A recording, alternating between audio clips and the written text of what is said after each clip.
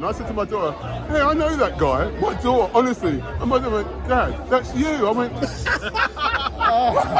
was weird. It was an out-of-body experience.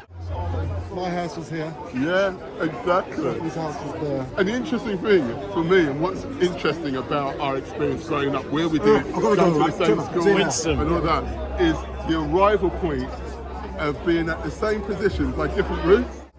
It became multicultural because people wanted to define what it was. But it was was this. No one saw colour. Nobody did. I mean, what we saw was your character. Your character was the most important thing. That was the if you were a bad character, that door would not open. That's what it was about, man. Yeah. Oh man, we were lucky. We were lucky to go in a multiverse that was real. I was on the Soul Train in this country. Can you, in this country? Yeah, with Jeffrey Daniels. And I used to be on that show. I was 15 years old. And I was on there, who was on Trucker Khan? Afterwards, I remember going into the McDonald's in Wandsworth High Road in a leopard pink catsuit. It's called the Untold Story of Raregroove, and the idea is to document people's stories going through the rare groove scene at that time, because it was the golden era for me of clubbing. I used to go to Mystery and Touch of Class. They were like sound guys from back in the 80s, and I used to listen to a lot of the rare grooves. Could you bring those dances alive and tell everybody what it was like to be at those dances? Those dances, they used to come alive about, say, 4 o'clock in the morning. All right. You go deep. You go deep. Yeah, but I can't do it now. Though, that's fine. Yeah. Trying to get the definition of yourself as an individual. You understand? Yeah. You're arriving at the point where you know who you are and what's valuable to you. No, yeah, I keep it. And I love it. You know, I always say that black people's freedom will come when we realise that we're people who are black and we make the decision who we are as an individual. Yes. We've got a right to tread on this earth just like anybody else. Mountain don't know what colour you are. Tree don't know what colour you are. You understand? Is that old spirit? Yes, Steve, man. Good to see you, man. Your interview's been smashing it. Oh my God. That was so strange. Because you said you were posting at the weekend, okay? So I got home and I was doing some ironing. And I said to my daughter, hey, I know that guy. My daughter, honestly. And my daughter went, Dad, that's you. I went, it was weird. It was an out-of-body experience. That's hilarious, Steve. I had to say. No, it was brilliant. It was so weird because I didn't know it was going to happen. And then you said, let's do it. And I was like, okay. And I didn't get a chance to marshal my thoughts. So it was like a stream of consciousness, you know. Oh man, thank you for that. I was saying to Steve, I could sit up from my dinner table and watch you having dinner as well. Incredible, man. So I say, my house was here. Yeah, exactly. His house was there. And the interesting thing for me, and what's interesting about our experience growing up, where we did go to the same school and all that, is the arrival point of being at the same position by different routes. You know, when you think, if you tell people where you grew up, what schools you went to, the definition. Did you go to Gaius? No, I didn't go Gaius. I went to Newton Green. I was at Stoke Newton. I moved when I was 13 to Dorset. So it's almost like I had two different cultures. It's interesting, that small movement, N16 to E8, was different again. It was like, wow, this is different. Do you know what I mean? So, totally different, really quiet. Yeah, definitely. Terribly multicultural. Yeah, definitely. No, I mean, not terribly in a bad way. No. But we didn't know it was multicultural. Yes. That's the thing that I talk about definition. Yes. It became multicultural because people wanted to define what it was. But it was this. Yeah. It was this. Yes. It was and the best thing about it, no one saw colour. Nobody did. I mean, what we saw was your character.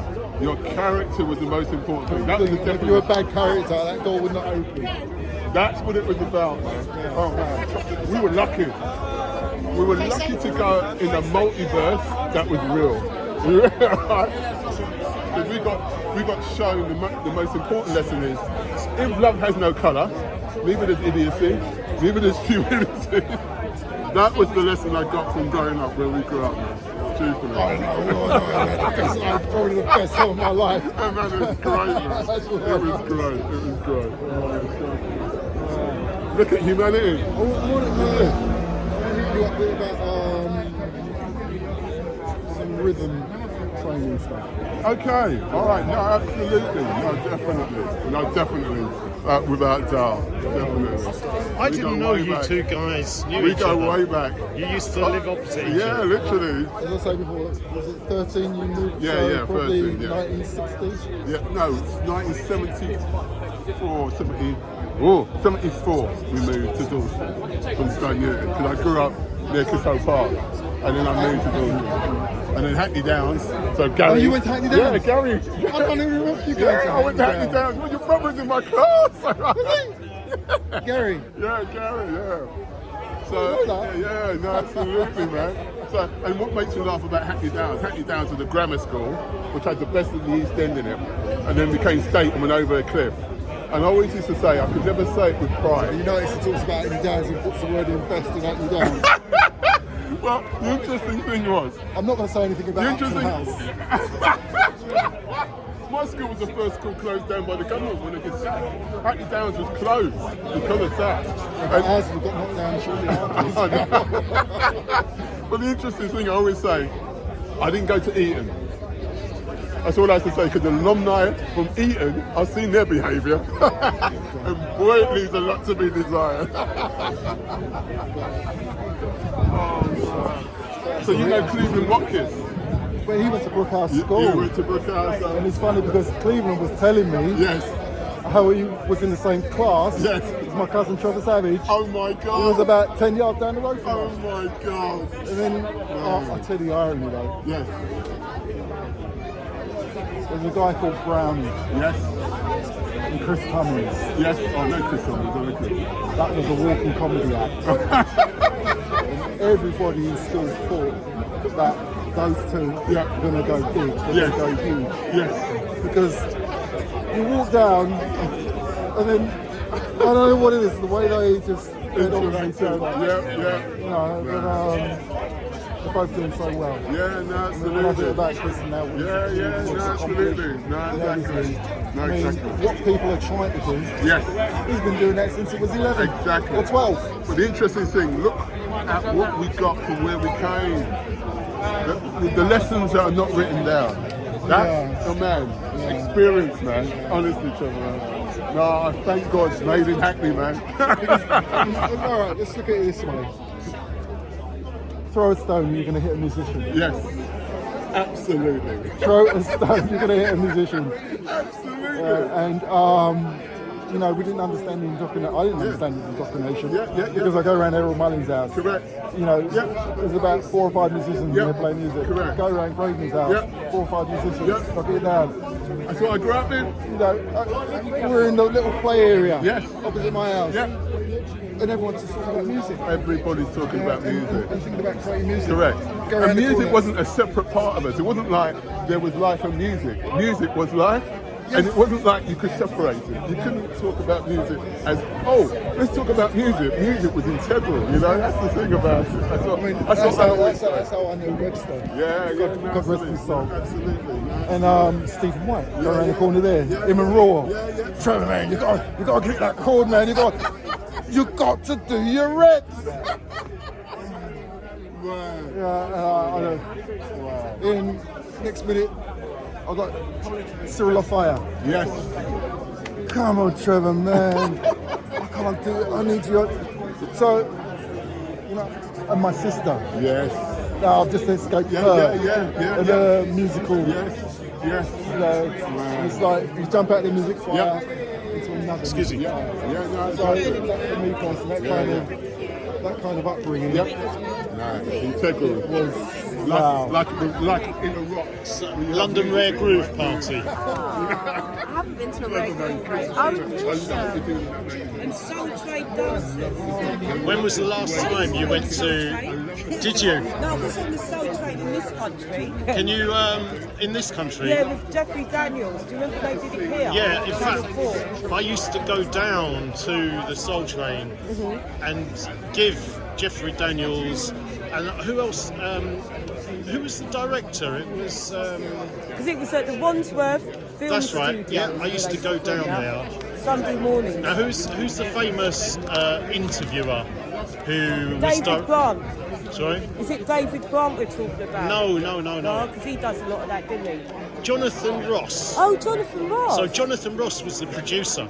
I didn't know that, you know. Yeah, and I used to so go down cool. there and I used to give the little plastic laminates to Jonathan. Yeah. And then Jonathan used to give it out to the dancers. So if you ever got one of the little plastic invites to Wag Club or Too Damn Funky, did you ever get like a Too Damn Funky little plastic invite?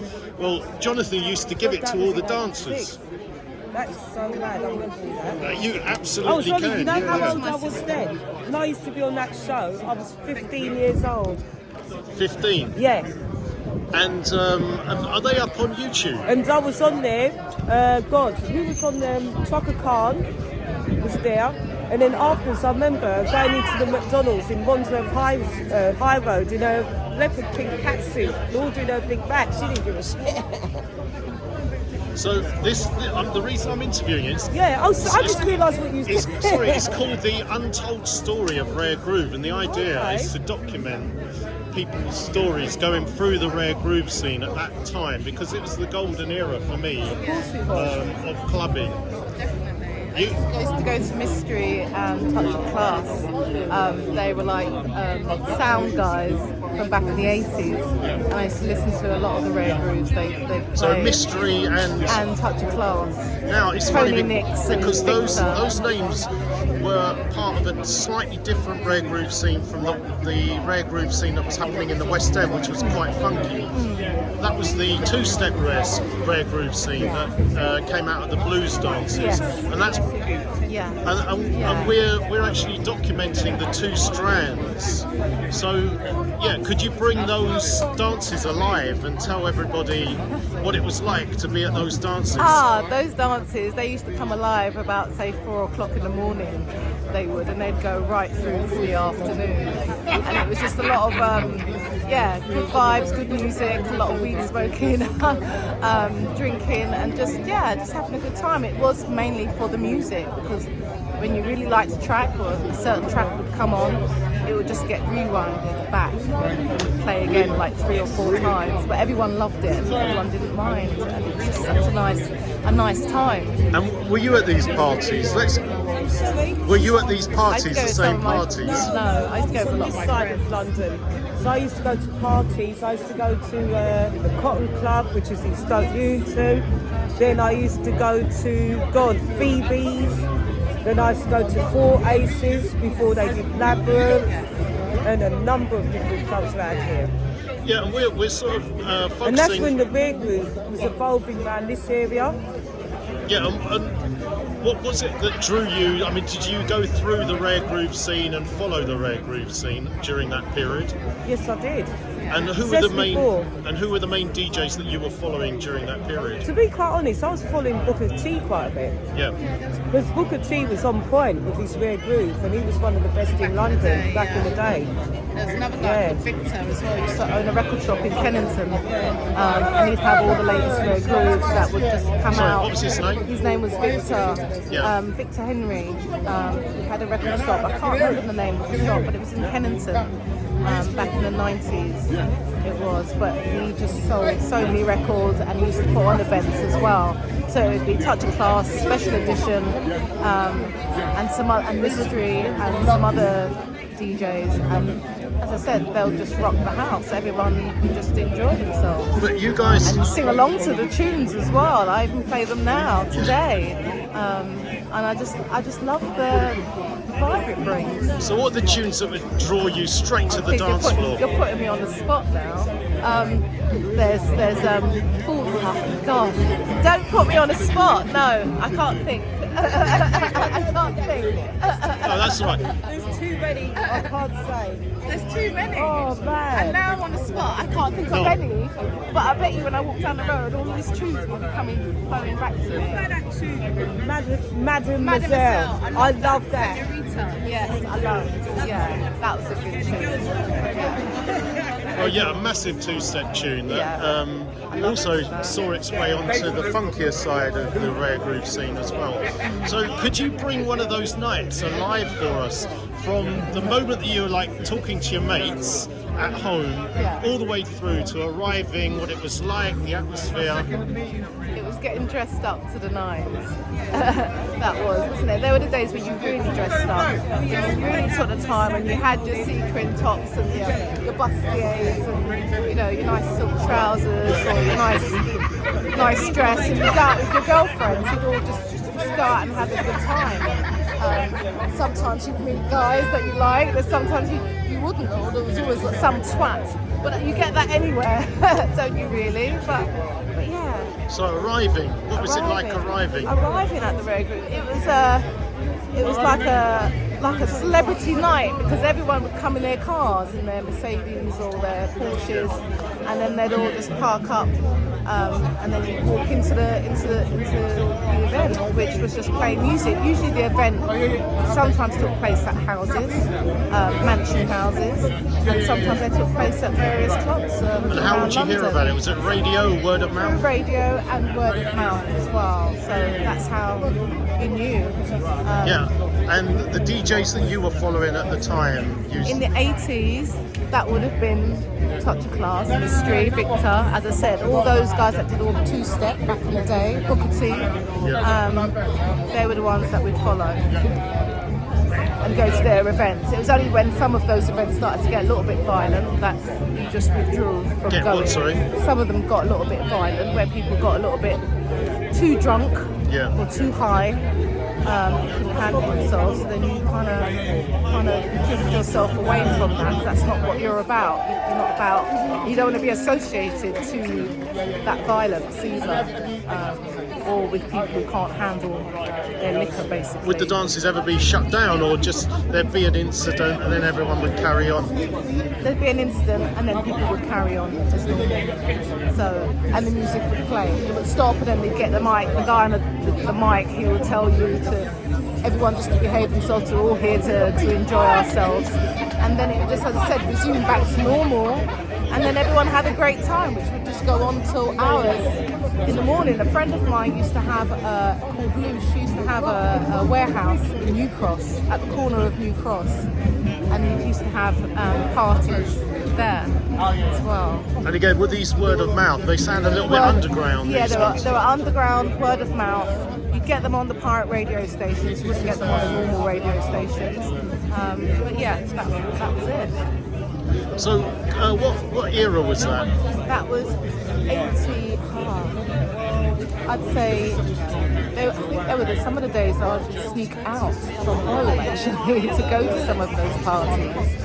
I'd actually sneak and pretend like I was sleeping in my room, but I wasn't. I was actually out with my girlfriends, and then put the high heels on once I got out the door, because when you go down the stairs you'd hear the creak, so my mum would wake up, and that was quite fun.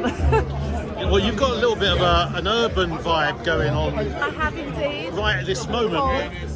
Would you say it was like you dressed up, when you say dressed up to the nines, was it quite glamorous? Glamorous, because you wore heels, tights, you just made yourself look pretty. Whereas I find a lot of places nowadays it's just very casual, jeans, trainers, which is fine, because as I've got older I don't want to be wearing high heels anymore. I want to be comfortable, and I'm more comfortable within myself as well, so it doesn't matter how I go, because I'm going for the music, and that's the most important thing for me personally when I go out.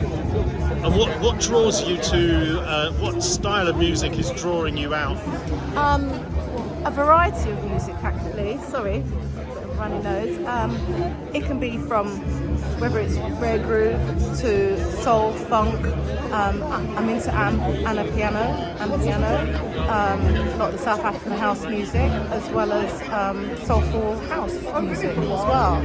I must say those genres have got me. They have. Although I like such an eclectic range of music, so I'm not really tied to one particular sound, but I do tend to go to those events more. And the style of dancing, we call that music from that particular strand of the rare groove two-step. because of the the slow little shuffle that they did, and also it evolved from the reggae, the blues dances and the reggae dances. Would you say, I mean, how would you describe the dancing in those events? Dancing hasn't really changed that much, to be honest. I think people are still kind of doing the two-step, but it all depends. It all depends on the music night and where you're at. So I go out and I just enjoy myself. Could you bust a little move for me right now? Oh God! Or am I putting You are putting me on a spot, and I'm not even hearing the right music in the background to get me in that mode. No, that's true. We need some. So I need funky, the whole. Yeah, we need some big fat bass lines and some funky rare groove. Yeah, then I'll get down. So right, this is called the Untold Story of Rare Groove, and everyone we interview, we ask them to come up with a little story that's never been told before, something that you can share right now, and either a big reveal or an untold story, because behind the scenes, everyone who went to the clubs has never really been asked to talk on camera, but this is the big opportunity to contribute. And I might not be contributing right now. You might have to edit that bit. No, these go out raw, unedited. Oh no! Yeah, well that's the Stop beauty. filming. No, this is the beauty of them. That it is raw, just like the music used to be. So an untold story. Untold story. I've got many stories, but I don't know where to begin. And I'll think of a story Yes, of a time. we'll when do I was part out. 2. Okay.